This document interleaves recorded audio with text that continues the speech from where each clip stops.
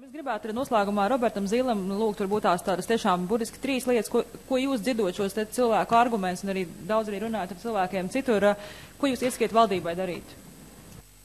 Pats man labākais, ko valdība varētu atlikušajā laikā darīt, runāt ar cilvēkiem godīgi, pateikt tos riskus, kas ir un tās nepatīkamās situācijas, kas politiski ir, kur pastāv riski iestājoties eiro, jo viņi daļai ir. Un nepavēl tāds eksperts kā Pēters Strautiņš pats nesaka jā vai nē, viņš būtu par vai pret.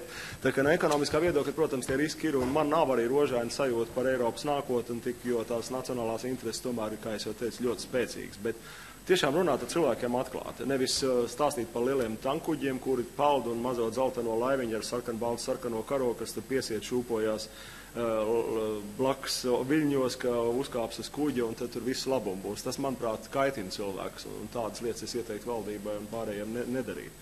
Tātad otra lieta - skaidrot tomēr, ka bieži vien jau politikā, gandrīz parasti nav tā, ka jums ir 3 virzieni. Jūs iesiet pa labi, iesiet taisni vēl labāk un iesiet pa kreisi pavisam labi. Tātad nav jau šādas izvēles. Bieži vien ir izvēles, kas ir politiķiem valsti attīstot un virzot, ir jāizvēlās starp riskantu, vairāk riskantu, varbūt sliktu izvēli, un tad saliekot visas plus un mīnus iet to ceļu, kas politiķiem, kurus tauta ir ievēlējusi, to darīt, pieņemt šos lēmumus. Un tā ir tā demokrātijas izpausme, kur, manuprāt, ir jāsaglabā. Un vēl es ļoti rēķinos ar biznesa atbalstu, jo tas, ko jūs teicāt par, cik es zinu, Zviedrijā un Dānijā, kur nav eiro, biznesa ir par eiro ieviešanu vairākumā.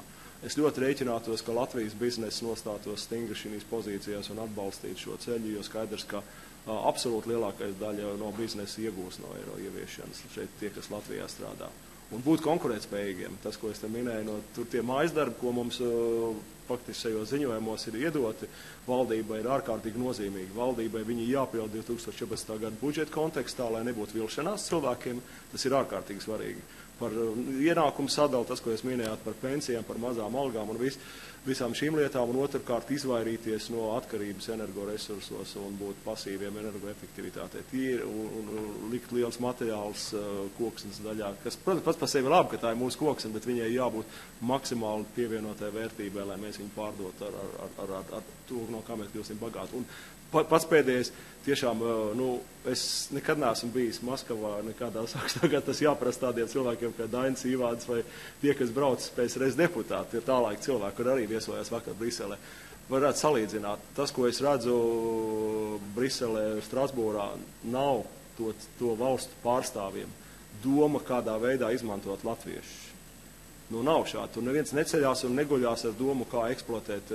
Cita lieta, kas, protams, ir bažas, kā tādas valsts kā Vācija iespējams akumulēs ne jau tik daudz latviešu, bet spāņus, itāļus, grieķus un tam līdzīgus jaunos cilvēkus, pie kā strādā, un tad tā Eiropas Savienība var būt diezgan nevienlīdzīga. Tās ir bažas, bet tas nav atkarīgs no tā, kuru ceļu mēs iesim.